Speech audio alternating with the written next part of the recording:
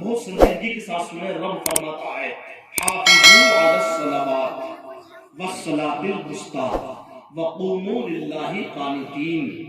تمام نمازوں کی نگہبانی کرو، تمام نمازوں کی حفاظت کرو، تمام نمازوں کو ادا کرو، یعنی پانچوں ٹائم کی نماز ادا کرو. اور آج کے اس جلسے کا مطلب بھی یہی ہے کہ جہاں ہم عزیزم محمد فیض رضا صلی اللہ علیہ کے اصال ثواب کے لیے جمع ہوئے ہیں، وہیں پر ہمارا یہ بھی نیت اور مقصد ہونا چاہیے کہ ہم اپنی زندگی کو سمجھیں. کیونکہ دیکھیے موت برحق ہے، بچپن میں بھی آ جاتی ہے، بڑھاپے میں بھی آ جاتی ہے، جب زندگی کا وقت پورا ہو جاتا ہے موت آ جاتی ہے. لیکن ہمیں موت کی تیاری کرنا ہے، اور وہ کیا ہے؟ ہمیں پانچوں ٹائم کی نماز ادا کرنا ہے اس کے وقت اور صحیح طریقے سے اپنی زندگی کو گزارنا ہے. رب فرماتا ہے تمام نمازوں کی حفاظت کرو. آگے اللہ فرماتا ہے والصلاۃ الوسطی، اور درمیان والی نماز کی حفاظت کرو. وقوموا للہ قانتین، اور اللہ کے حضور ادب سے قیام کرو، خشوع اور خضوع کے ساتھ میں قیام کرو. عزیزم ہمارے شکیل بھائی اللہ تعالیٰ ان کو صحت و شفا دے، ماشاءاللہ پانچوں ٹائم کے نمازی ہیں، مگر تھوڑا سا ان کی ٹانگ میں چوٹ لگ گئی ہے. اللہ تعالیٰ اس دقت کو، اس پریشانی کو مولا دور کر دے، اور سب بیماروں کو، جو بھی بیمار ہو مولا سب کو صحت و شفا دے دے. دیکھیے رب نے فرمایا تمام نمازوں کی حفاظت کرو. اور ایک حدیث پاک بھی میں نے آپ کے سامنے پڑھی. اللہ کے رسول فرماتے ہیں اکثروا ذکرھا من لذات الموت، لذتوں کو ختم کر دینے والی چیز موت کو یاد کرو. اور ہم تو کہتے ہیں جب بندہ نمازوں کی حفاظت کرتا ہے، اپنے ٹائم پر ان کو ادا کرتا ہے، کیونکہ رب نے فرمایا ان الصلاۃ کانت علی المؤمنین کتابا موقوتا، بے شک نماز مسلمانوں پر بندہ ہوا فرض ہے ان کے مقررہ وقت میں، ان کو ادا کرنا چاہیے. رب نے نماز کی بہت تاکید فرمائی. کہیں رب نے فرمایا وَأَقِمِ الصَّلَاةَ لِذِكْرِي، میری یادگار قائم رکھنے کے لیے نماز ادا کرو. کہیں رب نے فرمایا وَاسْتَعِينُوا بِالصَّبْرِ وَالصَّلَاةِ، صبر اور نماز سے مدد مانگو. بہرکیف ایمان اور عقیدہ درست کرنے کے بعد سب فرضوں میں اہم فرض نماز ہے. میرے بھائیوں نماز پڑھو. اس سے پہلے کہ ہماری نماز پڑھی جائے ہمیں پانچوں ٹائم کی نماز ادا کرنا چاہیے، اپنے ماں باپ کی خدمت کرنا چاہیے، اپنی نظروں کی حفاظت کرنا چاہیے، بڑوں کا ادب کرنا چاہیے، چھوٹوں پر شفقت کرنا چاہیے. آقا خود فرماتے ہیں کہ جب بندہ خشوع اور خضوع کے ساتھ میں نماز ادا کرتا ہے، اللہ کی عبادت کرتا ہے، خدا کی پرستش کرتا ہے، تو ایک نہ ایک دن اگر وہ گناہ بھی کرتا ہے، وہ اگر غلط کاموں میں بھی مصروف رہتا ہے، تو نبی فرماتے ہیں کہ نماز کی برکت سے اللہ ان برائیوں سے اس کو محفوظ فرما دے گا. نماز کی برکت سے پاک پروردگار عالم اس کو دماغی اور ذہنی اور عقلی برائیوں سے دور کر دے گا. کیونکہ رب فرماتا ہے ان الصلاۃ تنہی عن الفحشاء والمنکر، بے شک نماز تمام بے حیائی اور بری باتوں سے منع کرتی ہے. جب بندہ نماز پڑھتا ہے تو وہ عقلی برائیوں سے بھی دور رہتا ہے، ذہنی برائیوں سے بھی دور رہتا ہے. اور ہم تو کہتے ہیں جب بندہ نماز پڑھتا ہے تو مرنے کے بعد بھی جب اپنی قبر میں جاتا ہے تب بھی وہ نماز ادا کرتا ہے. اور آقا نے فرمایا الصلاۃ نور، نماز نور ہے، نماز لائٹ ہے، نماز پرکاش ہے.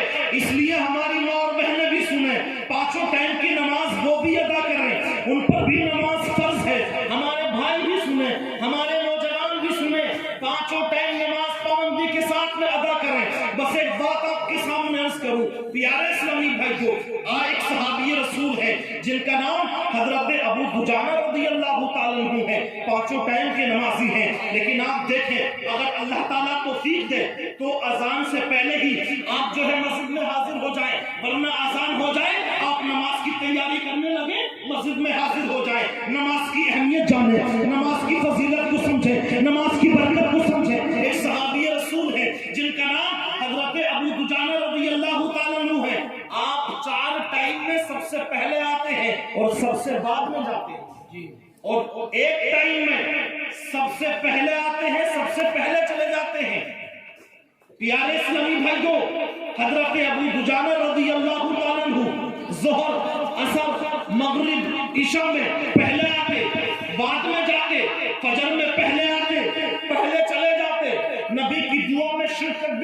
کرتے, ایسے ہی چلے جاتے.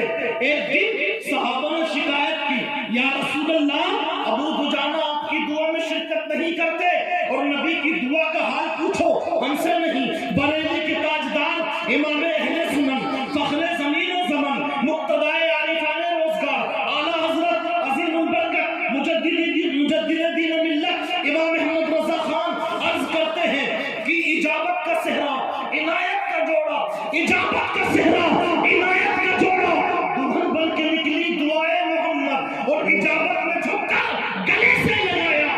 بڑی ناز سے جب دعائے محمد, نبی جب دعا کرتے ہیں رب کی بارگاہ میں مقبول ہوتی ہے. ایک دن آقا نے روک لیا, ابو دجانہ ٹھہر جانا. ابو دجانہ ٹھہر گئے, آقا کو علم غیب ہے, لیکن نبی پوچھ رہے ہیں ابو دجانہ دعا میں شرکت کیوں نہیں کرتے؟ عرض کرتے ہیں یا رسول اللہ میرے ساتھ میں بہت بڑی مجبوری ہے, اور مجبوری یہ ہے آقا میرے گھر کے پڑوسی میں, میرے گھر کے جو پڑوسی ہیں ان کے گھر کے آنگن میں ایک کھجور کا پیڑ لگا ہوا ہے. یا رسول اللہ اس ٹائم کھجوریں پکی ہوئی ہیں, آقا وہ جھڑ کر کے رات کو میرے آنگن میں گر جاتی ہیں, میں ان کو اٹھا کر کے اپنے پڑوسی کے گھر پہ دے دیتا ہوں, کہیں ایسا نہ ہو کہ صبح کو میرا بچہ اٹھے اور آنکھیں ملتا ہوا اٹھے اور وہ کھجور کھا لے. میں یہ نہیں چاہتا کہ سرکار میں یا میرا بچہ اپنے پڑوسی کی اجازت کے بغیر کوئی کھجور کھائے, یعنی یہ نہیں چاہتا ہوں میں. اب ہمیں بھی یہی چاہیے کہ ہم غلام رسول ہیں, ہم غلام غوث اعظم ہیں. رزق حلال کمائیں, رزق حلال کھائیں, رزق حلال کھلائیں. اور آج کل کا تو ماحول یہ ہے, اگر پڑوسی کے بغل میں, اگر پڑوسی کے گھر میں جو ہے امرود کا پیڑ لگا ہوا ہے اور اس کی کچھ ڈالیں ہمارے گھر کی طرف لٹک رہی ہیں, تو جتنے امرود پکے ہونا وہ ہمارے باپ کے, ان کو پوچھنے پاچھنے کی کوئی ضرورت نہیں ہے, بس توڑے اور کھا لیا. اس لیے میرے بھائیو ایسا مت کرو. اگر کہیں جا رہے ہو تو کھیت میں کسی کا گنا بھی مت کھاؤ, اگر طبیعت چاہ رہی ہے پوچھ کر کے کھا لو, سمجھے. کسی کی جو ہے لائی وغیرہ بھی مت اکھاڑو, سمجھے, ورنہ لائی لگا دیتا ہے اور تھوڑی بڑی ہوتی ہے, صحیح سے بڑی نہیں ہو پاتی, اور اس کی خیریت جو ہے لینا شروع کر دیتے ہیں لوگ. ایسا نہیں ہونا چاہیے. رزق حلال کھاؤ, رزق حلال کماؤ. عرض کیا یا رسول اللہ یہی میرے ساتھ میں مجبوری ہے جس کی وجہ سے میں آپ کی دعا میں شامل نہیں ہو پاتا. تو آقا نے فرمایا ابو دجانہ کہ پڑوسی کو بلا کر کے لے کر کے آؤ, اور وہ بھی یہودی ہے, مسلمان نہیں ہے. آقا نے فرمایا اے ابو دجانہ کے پڑوسی سنو, بات سمجھ میں آ رہی ہے آپ کے؟ کیونکہ نماز کی بات تھوڑا کم سمجھ میں آئے ہے نا, جب دیکھو نماز کی بات کرتے رہتے ہیں, جب دیکھو نماز کی بات کرتے رہتے ہیں. میرے بھائیوں ہماری زندگی کا مقصد ہی اللہ کی عبادت ہے. وَمَا خَلَقْتُ الْجِنَّ وَالْإِنسَ إِلَّا لِيَعْبُدُونِ. نماز فجر پڑھ کر کے جو بھی آپ جائز کام کرو گے اللہ عبادت میں شمار کرے گا. ظہر پڑھ کے عصر تک جو بھی جائز کام کرو گے اللہ عبادت میں شمار کرے گا. اور عشاء کی نماز پڑھ کر کے جب سو جاؤ گے اللہ نوری مخلوق فرشتوں کو تمہاری حفاظت کے لیے لگا دے گا. یہ نماز کی برکت ہے, نماز کی. اور جب نماز نہیں پڑھتا نا آدمی اور سو جاتا ہے ایسی عشاء بغیر پڑھے تو وہ کروٹیں بھانتا رہتا ہے, اسے نیند نہیں آتی ہے. اور جب نماز عشاء پڑھ کر کے سوتا ہے تو بڑے سکون کے ساتھ میں سوتا ہے. بیٹھ کے نبی نے بلا لیا ان کو, اور بلانے کے بعد میں کہا اے ابو دجانہ کے پڑوسی سنو, یہی تو علم غیب ہے. بچل کے بول دیں سبحان اللہ. آپ فرما رہے ہیں یہ ایک پیڑ جو ہے ابو دجانہ کو دے دو اور اس کے بدلے 10 پیڑ جنت میں ہم سے لے لو. ہم نے اس کے یا رسول اللہ ابھی تو ایمان بھی نہیں لایا وہ, تو نظر رسول دیکھ رہی تھی کہ ایمان لائے گا جنت میں جائے گا, یہی تو علم غیب ہے. وہ لوگ جو بولتے ہیں نا کہ صاحب نبی کو علم غیب نہیں ہے, نبی کو پیٹ پیچھے کے علم نہیں ہے, ذمہ داری کے ساتھ عرض کر رہا ہوں اللہ نبی اور رسول اسی کو بناتا, پہلے غیب عطا فرما دیتا ہے. سمجھ رہے ہیں آپ؟ کہا 10 پیڑ لے لو, ایک پیڑ ابو دجانہ کو دے دو. عرض کیا یا رسول اللہ سودا سمجھ میں نہیں آ رہا, یہ تو نقد کے بدلے ادھار مل رہا, ہم دے رہے ہیں ابھی ہمیں ملیں گے 10 پیڑ جنت میں. تو اسی مجلس میں حضرت ابو بکر بیٹھے ہوئے ہیں. سبحان اللہ. حضرت ابو بکر وہ ہیں کہ جن کے مال کو سرکار صلی اللہ تعالی علیہ وسلم بلا تکلف خرچ کرتے تھے. سمجھ رہے آپ؟ بلا تکلف خرچ کرتے تھے. اور ایک بات اور سنو، یہ بڑے فخر کی بات ہے، یہ علماء ربانیین موجود ہیں، ان کی قدر کرو، احترام کرو، اپنے اماموں کی عزت کرو، غیبت مت کرو، چغلخوری مت کرو، ان کے پیچھے مت پڑھو، ان کے پیچھے نماز پڑھو. سبحان اللہ سبحان اللہ. سمجھ رہے میری بات؟ پیچھے مت پڑھو، پیچھے نماز پڑھو. پیارے اسلامی بھائیوں، حضرت ابو بکر وہ شخص ہے کہ جب ذاتی کام کروانا ہوتا تھا آقا کو تو ابو بکر سے کام کرواتے تھے. سبحان اللہ. یہ ابو بکر کی ذات ہے. پیارے اسلامی بھائیوں، ابو بکر نے عرض کیا یا رسول اللہ، ان سے کہہ دیجئے کہ میرا باغ ہے مدینے میں. ابو دجانہ کے پڑوسی سے کہہ دیجئے کہ میرا باغ ہے، یہ باغ میں جاوے میرے ساتھ، اور جو پیڑ ان کو اچھا لگے کھجور کے، ان پہ نشان مار لیں. سبحان اللہ. 10 پیڑوں پہ نشان مان لیے. بڑا مسکرا کر گھر میں آیا. بیگم نے کہا بڑا مسکرا رہا ہے کہ کوئی تیر مار لیا ہو کیا؟ تو اس نے کہا ایک کے بدلے 11 پیڑ مل گئے ہیں مجھ کو. مچل کے بولو سبحان اللہ. ایک کے بدلے 11. ارے 10 پیڑ تو ملے، 11 بھی تو ان کے گھر میں لگا ہوا ہے. پیارے اسلامی بھائی کو بڑا خوش ہوا کہ جو ہے ایک کھجور کے پیڑ کے بدلے ہمیں 10 کھجور کے پیڑ مل گئے. پیارے اسلامی بھائیوں، لیکن ابو دجانہ کا وہی حال ہے. 4 ٹائم میں پہلے آتے ہیں اور بعد میں جاتے ہیں. فجر میں پہلے آتے ہیں، پہلے چلے جاتے ہیں. وہی معاملہ ہے ان کا. آقا نے پھر روک لیا. ابو دجانہ اب کیا معاملہ ہے؟ اب تو تم کو پیڑ بھی دلوا دیا ہے. تو حضرت ابو دجانہ بارگاہ رسول میں عرض کرتے ہیں یا رسول اللہ، پیڑ تو اسی کے گھر میں لگا ہوا ہے. یا رسول اللہ دعا کر دیجئے وہ پیڑ آ کے میرے گھر میں لگ جائے. ہے کوئی مائی کا نام جو پیڑ پکا ہوا پیڑ جو ہے اچھا ہو، مضبوط ہو، اس پہ جو ہے پھل پکے ہوئے ہوں اور جو ہے ایسی پھیل کر کے لگا دے، اور تب بھی کہنا ہماری طرح بشر ہیں. ابھی سمجھ میں نہیں آتا. تم جو ہے اسکول میں پڑھتے ہو یا اسکول کے پیچھے پڑھتے ہو؟ سمجھے کہتے صاحب جو ہے وہ ہماری طرح بشر ہیں، ہماری طرح بشر ہیں، جیسے وہ کھاتے ہیں ہم کھاتے ہیں، جیسے وہ چلتے ہیں ہم چلتے ہیں. ارے نبی کی شان سنو. آقا کریم صلی اللہ تعالی علیہ وسلم چلے تو پوری کائنات چلے. نبی کے پاک اپنا لعاب دہن کھاری کنویں میں ڈال دیں تو کنویں کا پانی میٹھا ہو جائے، اور تم ڈال دو تو پانی چوپٹ ہو جائے. سمجھ رہے ہو؟ نبی پاک صلی اللہ تعالی وسلم اپنا لعاب دہن علی کی دکھی آنکھوں میں لگا دے تو آنکھیں ٹھیک ہو جائیں، اور ابو بکر کی سانپ کے کاٹے انگوٹھے پہ لگا دے تو انگوٹھا صحیح ہو جائے. علی کے کل نے آپ کو مالک کے کل بنا دیا. دونوں جہاں ہیں آپ کے قبضہ و اختیار میں. ابو دجانہ عرض کرتے یا رسول اللہ مجبوری تو برقرار ہے، آقا پیڑ تو انہیں کے گھر میں لگا ہوا ہے. اب نبی دعا کرتے ہیں اے مالک مولا، جو پیڑ میں نے جو پیڑ جو ہے ابو دجانہ کے پڑوسی کے گھر میں لگا ہوا ہے، اے پاک پروردگار تو اس پیڑ کو ابو دجانہ کے گھر میں لگا دے. اعلیٰ حضرت ارشاد، اعلیٰ حضرت عرض کرتے ہیں اجابت کا صحرا، عنایت کا جوڑا دلہن بن کے نکلی، دعائے محمد اور اجابت میں جھکا گلے سے لگایا. بڑی ناز سے جب دعائے محمد نبی نے جب دعا کیا تو رات میں وہ پیڑ کھسکتے کھسکتے کھسکتے کھسکتے ابو دجانہ کے گھر میں آ کے لگ گیا. کہاں لگ گیا؟ ابو دجانہ کے گھر میں. تم پیڑ کا پیڑ پڑیے لگا دو اگر تھوڑا سا کھسکا کر کے اگر ہمت ہو تو. پیڑ تو بہت بڑی بات ہے، سمجھے. بہرکیف اب جیسے یہ اٹھے صبح کو تو یہودی اور اس کی بیوی تو کہا یہ کمال کس کا ہے؟ جناب محمد رسول اللہ کی دعا کا کمال ہے.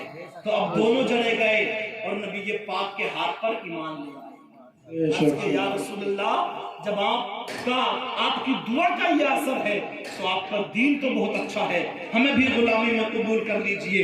نبی نے کلمہ پڑھا دیا، دونوں مسلمان ہو گئے. ماشاءاللہ ہمارے ڈاکٹر عبدالسبحان صاحب بھی تشریف لائے. اللہ تعالیٰ سب کی حاضری کو قبول فرمائے. آپ دیکھیں نبی پاک صلی اللہ تعالی وسلم کی مجلس میں ابو بکر بیٹھے ہوئے تھے. انہوں نے عرض کیا یا رسول اللہ جو پیڑ آپ ان کو دے رہے تھے جنت میں وہ پیڑ مجھے دے دیجئے. تو آقا نے ان کو عطا فرما دیے.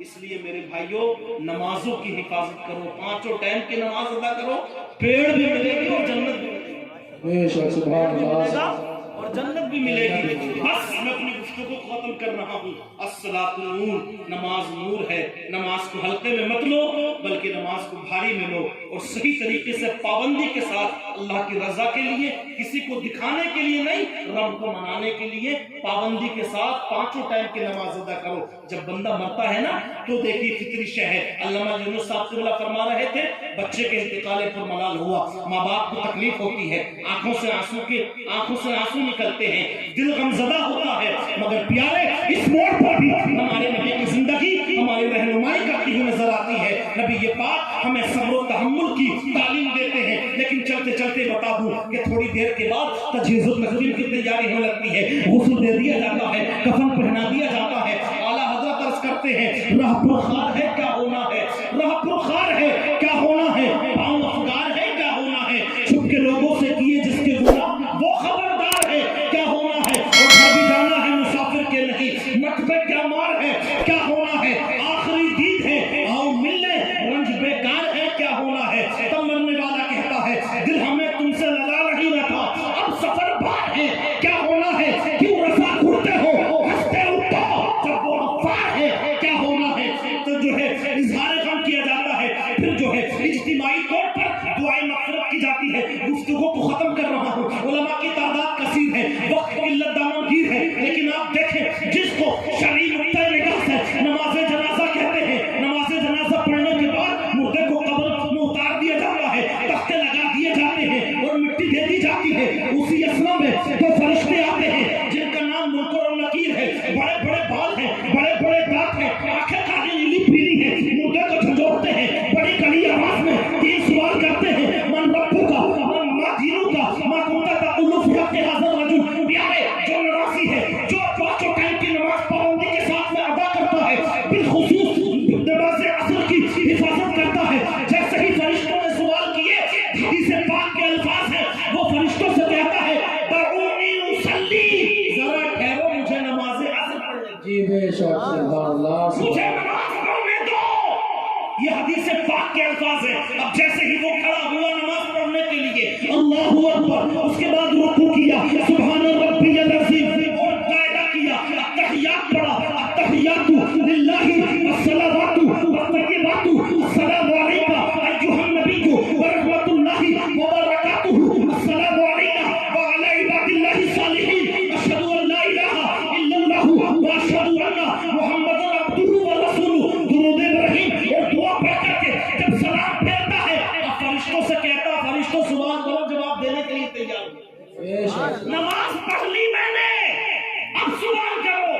حضرت علامہ مفتی احمد یار خان نعیمی رحمت اللہ علیہ فرماتے ہیں یا تو نماز کی برکت سے اس سے سوال ہی نہیں ہوں گے، کیونکہ نماز ہی میں سارے سوالوں کا جواب حل ہو گیا، اور اگر سوال بھی ہوں گے تو بہت آسانی کے ساتھ میں سوال ہوں گے. بے شک سبحان اللہ. یہ کس کی برکت سے؟ نماز کی برکت سے. اللہ کی عبادت کرو، ماں باپ کی، نبی کی اطاعت کرو، ماں باپ کی خدمت کرو، علماء سے محبت کرو، آپس میں اتنا پیار دے دو، اتنی محبت دے دو کہ نفرت کے قدم رکھنے کی جگہ نہ ملے. یہی نبی کا پیغام ہے، یہی نبی کا مشن ہے. بلند آواز سے پڑھیں لا الہ الا اللہ محمد رسول اللہ وما توفیقی